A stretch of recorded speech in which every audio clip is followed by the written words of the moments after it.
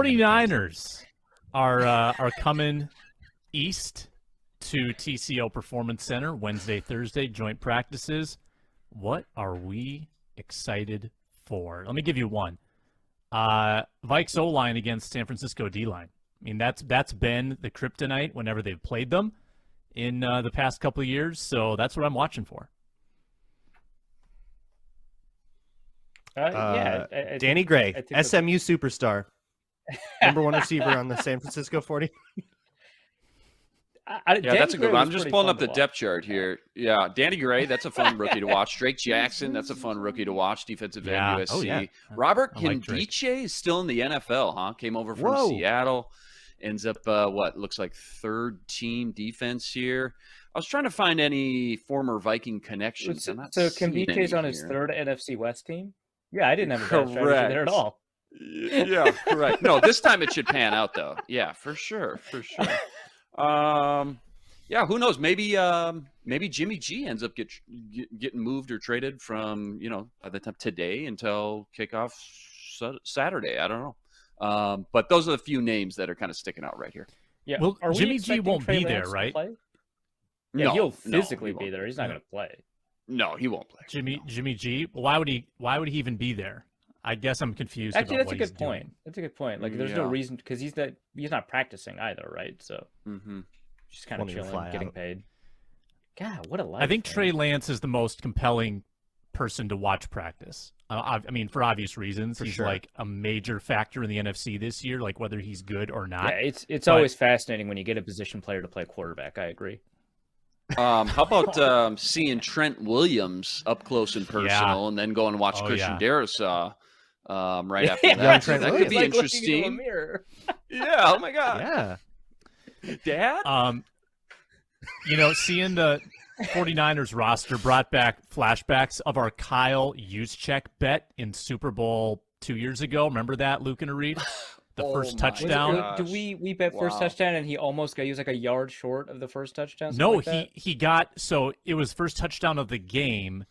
Right. And he got the first touchdown for San Francisco for the 49ers. And I believe he scored again later. Like our instinct was spot on, scored twice. That would have paid handsomely. That was an old football machine wager. How about Fred Warner? Seeing him up close, George Kittle, Bosa. There's a lot of fun players to watch. The 49ers have a lot of people at the top level of their position. Like Fred Warner's up there, Bosa's up there. I think Eric Armstead, maybe you wouldn't consider him a top 3 interior defensive lineman, but I mean, he's really fantastic. I would really like to see, up there. Him participate. And then there's just like guys that I've been interested in that I've these are guys that I've been, I tracked throughout the draft that, or like undrafted free agency that were like kind of interesting to me. Like, Luke, you mentioned Danny Gray, who's kind of a draft Twitter favorite. Donovan West, I remember watching him at the Shrine game. He's kind of interesting. The guard Nick Sakelj, I don't know how to pronounce his name, but I remember he tested really well. So he's somebody I tracked. And then I remember Keyshawn Johnson. I think he's an undrafted free agent for the Cardinals, I want to say, or 6th or 7th round pick, actually. For the Cardinals. And, that was the class where the Cardinals got Hakeem Butler, Andy Isabella, and Keyshawn Johnson all in one draft. And everybody was like, oh my God, you got all of these guys. They were rated way higher on the consensus board, amazing steals, and none of them have panned out. In fact, I think only one of them is even on the roster for them. I think it's Isabella. And I don't know, Keyshawn Johnson was one of those guys, I think Fresno State, where I was just kind of curious about how he would turn out because he always seemed like he'd be a talented guy. So a lot of these guys, just Troy Fumagalli, the guy missing a finger from Wisconsin, the tight end.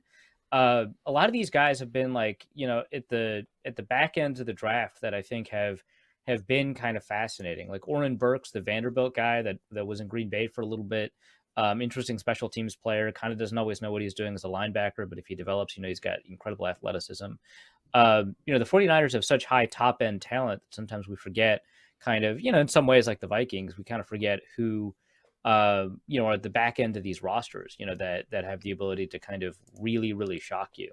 Ross Dwelly, I think, has been bouncing around the league for a long time. Ty Davis Price, the 3rd round pick. I mean, they've got a ton of backs that they really like. Trey Sermon had a really good preseason game. So, yeah. And then Kerry Hyder Jr. I mean, he's a hybrid defensive end, defensive tackle that's been around the league. I think he was with the Detroit Lions for a little bit. And he's been a really good interior pass rusher where he's kind of like, that Michael Bennett role that Seattle had, where you could play him a defensive end, you can play him a defensive tackle. And while he wasn't obviously as talented as Michael Bennett, otherwise, we wouldn't be talking about him as like an under the radar guy.